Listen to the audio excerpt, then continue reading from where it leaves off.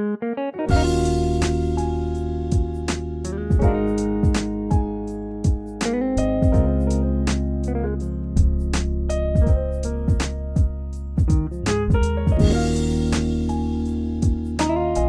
everyone.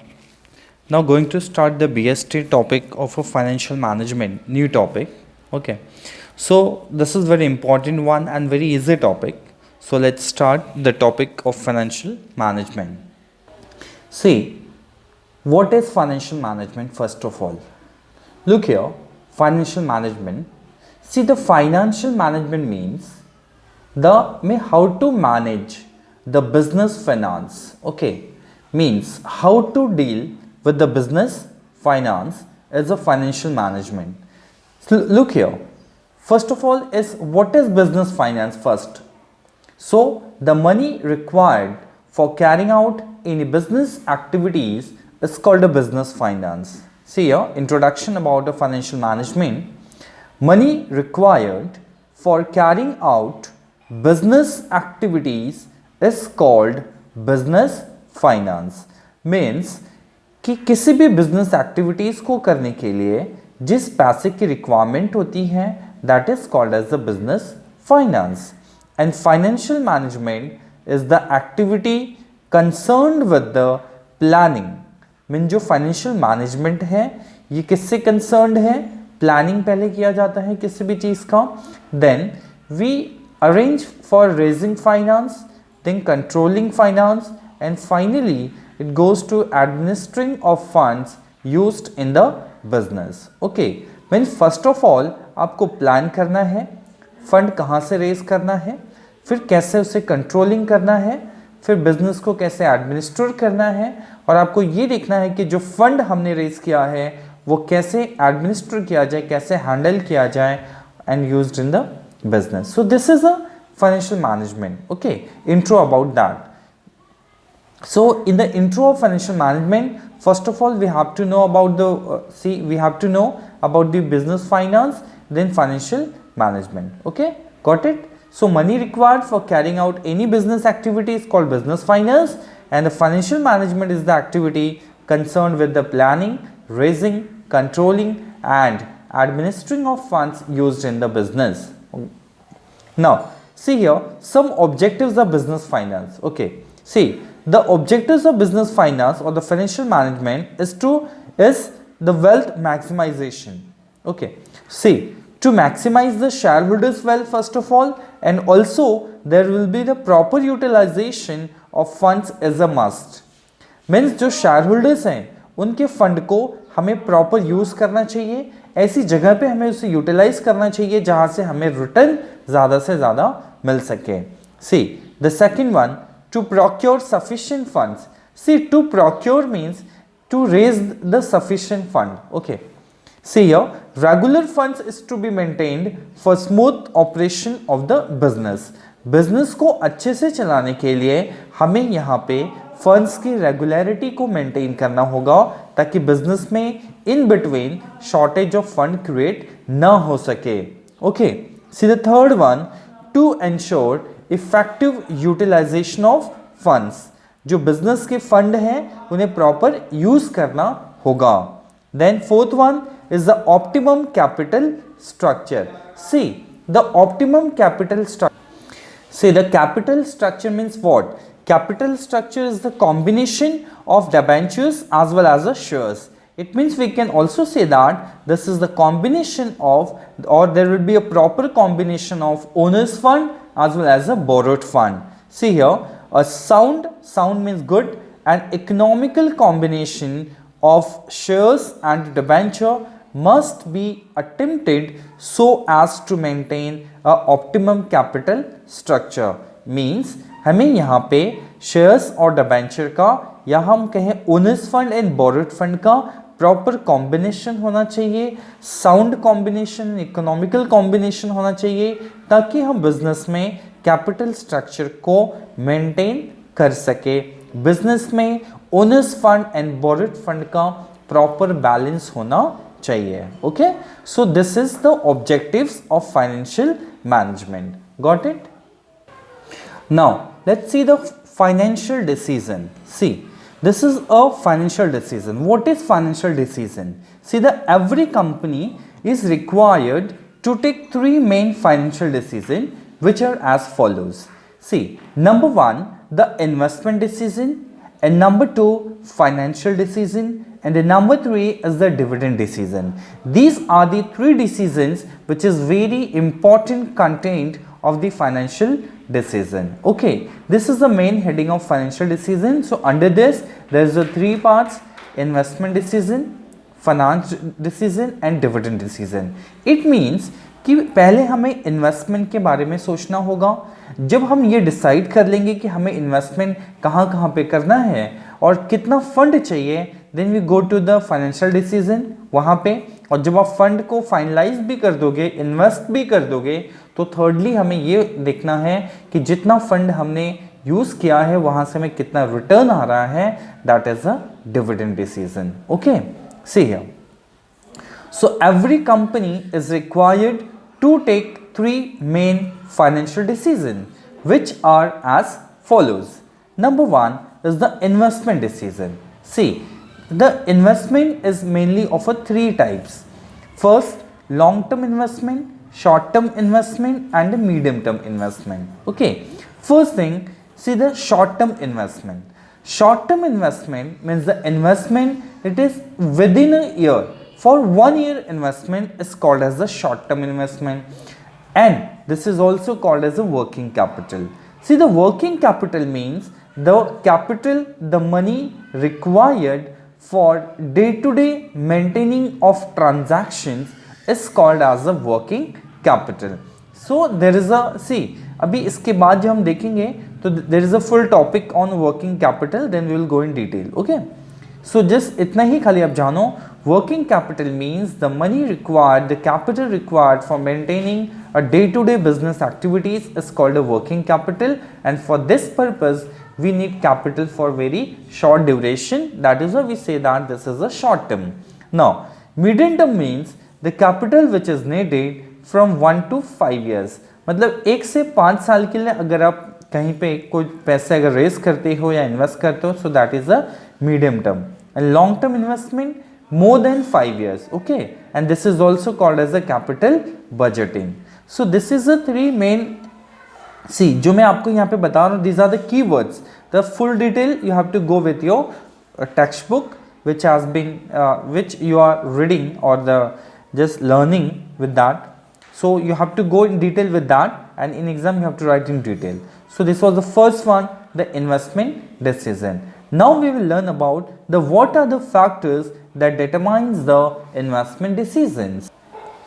See here, the factors affecting investment or capital budgeting decision. Number one, the first factor is the cash flow of the project. If see, the cash flow means what? Cash flow का मतलब है कि business में कितना cash आ रहा है और कितना कैश जा रहा है. It means how much cash comes in the business and how much cash goes out of the business. Okay, so if a financial position, see, if we have a proper the strength or the strong cash flow in the business, so it will be better for taking any decision. Number two, the rate of return.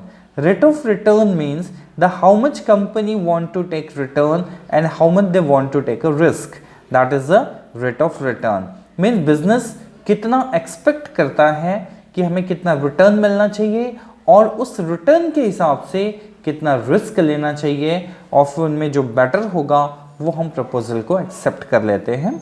So the expected return and risk are involved to select the best proposal. Okay, third one, the investment criteria involved.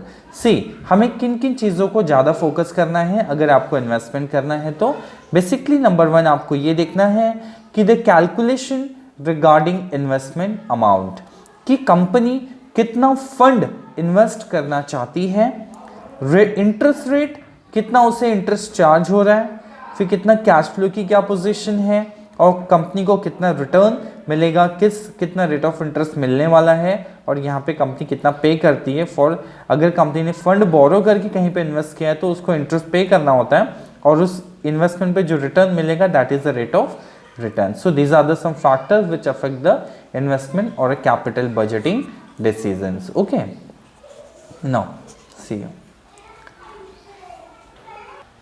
Now this is the financial decision. So the number one was investment decision and number two is the financial decision. See, the investment decision were related with investment. There is short term, medium and long term investment. And now see here. See, the financial decision relates to the raise finance from long term sources. Okay, so under the long term sources there is a two kind of funds, owner's fund and borrowed fund. See, what is owner's fund?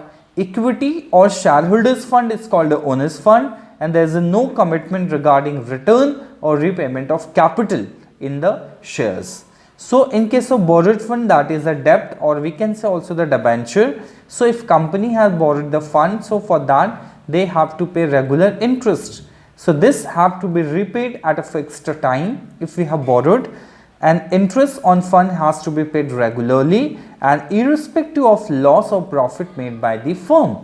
Means कि अगर आपने fund बोरो किया है, अगर आपने loan लिया हुआ है, तो आपको रेगुलर इंटरेस्ट पे करना होगा, चाहे आपको लॉस हो या फिर आपके फर्म में प्रॉफिट हो. Okay, so a firm mix both डेब्ट and equity in making a financial decision.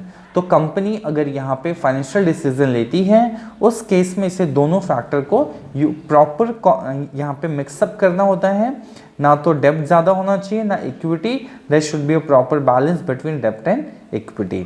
Now see what are the factors affects the financial decision. See the factors affecting the financial decision. So the number one is the cost. See the costly and cheapest both. So the cheapest source should be selected. हमें यहाँ पे दोनों factors को देखना होता है कि कौन सा महंगा पड़ रहा है लोन या कौन सा सस्ता है. अगर आपका रेट ऑफ इंटरेस्ट 10% है और एक जगह पे 5 है तो 5 चीपेस्ट होगा और 10 आपका कॉस्टली यहाँ पे हो जाएगा. तो जो चीपेस्ट सोर्स ऑफ फंड है वो हमें यहाँ पे सेलेक्ट करना चाहिए. Second is the risk. See if more risk associate with borrowed fund as compare to the owners fund. क्या इसका मतलब कि अगर आप फंड को बोरो करते हो, उधार लेते हो, तो रिस्क ज़्यादा है क्योंकि आपको इंटरेस्ट रेगुलरली पे करना है. As compare to the owners fund में कोई रिस्क नहीं होता उतना ज़्यादा, क्योंकि यहाँ पे जब प्रॉफिट होगा तब यहाँ पे डिविडेंड दिया जाता है. Next one is the flotation cost. Flotation cost means कि जो भी शेयर या डिबेंचर्स इशू करने का जो खर्चा होता है.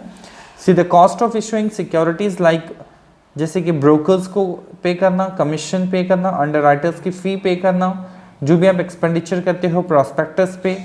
तो जितना हायर द फ्लोटेशन कॉस्ट अगर है तो less attractive is the source of finance. जितना ज़्यादा खर्चा होगा तो हमें जो सोर्स ऑफ फाइनेंस हम उसको उतना ज़्यादा मतलब कि हम प्रेफर नहीं करते. Okay, now next on the cash flow position. So if cash flow position is good enough then it can easily use a borrowed fund and pay interest on time. अगर हमारे पास सफिशिएंट कैश पड़ा हुआ है तो हम interest regularly पे कर सकते हैं. Then control consideration. See if existing shareholder wants to retain the control of business then borrowed fund easily available. अगर हमारे पास अगर जो पुराने जो शेयर होल्डर्स ऑलरेडी हैं कंपनी में, अगर वो अपने आप को कंपनी में रिटेन रखते हैं तो बिजनेस जो है बोरोड फंड को इजीली पा सकता है और इजीली टाइम पे भी कर सकता है. And if ready for dilution of control then equity can be use for raising finance. But अगर वो अपने पावर्स को, अपने कंट्रोलिंग को अगर यहाँ पे डिल्यूट कर देंगे देन फिर कंपनी को बोरोड फंड इजीली नहीं मिलेगा. फिर उन्हें शेयर्स के लिए शेयर्स को इशू करना होगा, मीन्स द इक्विटी को फिर उन्हें प्रेफर करना होगा. Next one the state of capital market. See the during the boom period finance raise by issuing shares but during a depression time raising finance by means of डेब्ट is easy. कहते कि अगर period boom पर है, company के एकदम top position पे है, तो मार्केट में शेयर्स को लॉन्च करती है क्योंकि शेयर की मार्केट वैल्यू ज़्यादा हो जाती है. पर जो डिप्रेशन के टाइम पे जब मार्केट डाउन होता है उस टाइम कोई शेयर्स को बाय नहीं करेगा. सो डेब्ट को प्रेफर ज़्यादा किया जाता है from the companies point of view. See the next one is the period of finance. See for permanent capital के लिए मोस्टली इक्विटी शेयर्स ही यहाँ पे इशू किए जाते हैं. बट अगर तो आपको लॉन्ग एंड मीडियम टर्म के लिए इशू करना है तो प्रेफरेंस शेयर्स या फिर डिबेंचर्स को इशू कर सकती है company. Okay, so this are the factors which affects the financial decision.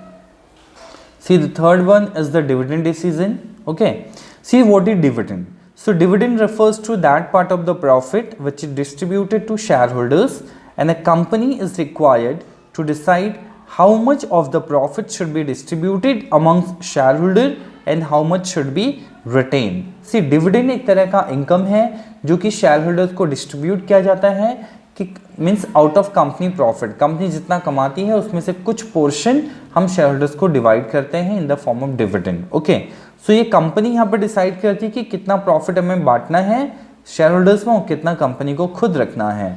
सो यहाँ पे भी इसके कुछ फैक्टर्स है. Now you can see here properly. See number one, the earning.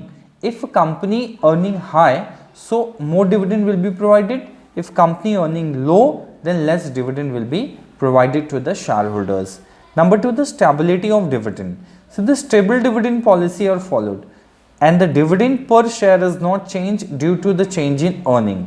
या इसके कहने का मतलब है कि जो आप एक बार रेट फिक्स कर देते हो, आपको रिगार्डिंग मीन्स आपको उसी रेट को यहाँ पे फॉलो करना चाहिए, ना तो कम ना तो ज़्यादा. Next in the growth prospectus. See, if the growth prospectus in the near future, then no or less dividend will be declared. अगर कंपनी को ये लगता है कि नियर फ्यूचर में कंपनी को अपना ग्रोथ करना है और कहीं पे ह्यूज अमाउंट ऑफ इन्वेस्टमेंट अगर वहाँ पे करना है, सो कंपनी या तो शेयरहोल्डर्स को लेस डिविडेंड देगी या फिर उन्हें नहीं भी दे सकती, क्योंकि कंपनी को अपने आप को ग्रोथ करना होता है, और अगर कंपनी का ग्रोथ होगा तो ऑटोमेटिकली वो शेयरहोल्डर्स का भी ग्रोथ होता है. Now next in the cash flow position. See, the dividends involved in a cash flow, and if there is the availability of adequate cash is required for the declaration of dividend. अगर company के पास ज़्यादा cash available है तो sufficient है तो यहाँ पे वो डिविडेंड को डिक्लेयर कर सकती है. बट अगर ज़्यादा कैश अगर हम डिविडेंड ज़्यादा पे कर देंगे, सो हमारा जो कैश आउटफ्लो है वो चले जाएगा और हमारे पास कम अमाउंट बचता है, तो हमें प्रॉपर अमाउंट ऑफ डिविडेंड यहाँ पे कैश फ्लो को देख के डिसाइड करना होता है. Then preference share holder, mean जो डिविडेंड है प्रेफरेंस शेयर होल्डर का यहाँ पे फिक्स रेट यहाँ पे होता है और इक्विटी का फ्लक्चुएटिंग रेट है. Next one is the taxation policy. See, the company is required to pay tax on dividend. If tax rate अगर ज़्यादा है तो लेस डिविडेंड दिया जाएगा, अगर टैक्स रेट लोअर है तो ज़्यादा डिविडेंड देंगे.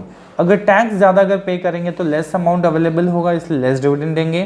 टैक्स अगर लोअर पे करेंगे तो हम कंपनी के पास ज़्यादा अमाउंट बचेगा तो ज़्यादा डिविडेंड पे करेंगे. Now issue of bonus share. See here, the companies with a large reserve may also distribute bonus share to increase their capital base and enhance the company's reputation. अगर company के पास reserve ज़्यादा है तो company bonus share issue करेगी market में ताकि उसका capital base maintain हो, और इसके साथ में लोगों के माइंड में कंपनी का जो रेपुटेशन है वो इंक्रीज हो जाता है. Last one is the legal constraints. See, the problems जो क्रिएट यहाँ पे होते हैं, all earning cannot be distributed and the company has to provide for various reserve. Means company जितना भी प्रॉफिट अर्न करेगी वो सारे के सारे प्रॉफिट डिस्ट्रीब्यूट नहीं करती, उसमें से कुछ पोर्शन कंपनी के रिजर्व में स्टॉक कर देती है कि फ्यूचर में कोई प्रॉब्लम क्रिएट ना हो. अगर कुछ इशू होता है तो वहाँ पे हम इस रिजर्व को निकाल के यूटिलाइज करते हैं. ओके, सो ये था आपका मीन्स द फाइनेंशियल मैनेजमेंट का इंट्रोडक्शन, ऑब्जेक्टिव्स. फाइनेंशियल डिसीजन के 3 पार्ट थे, investment decision, financial decision and dividend decision. Okay, so thank you, and please read at home very much properly and go in detail with your textbook. Thank you.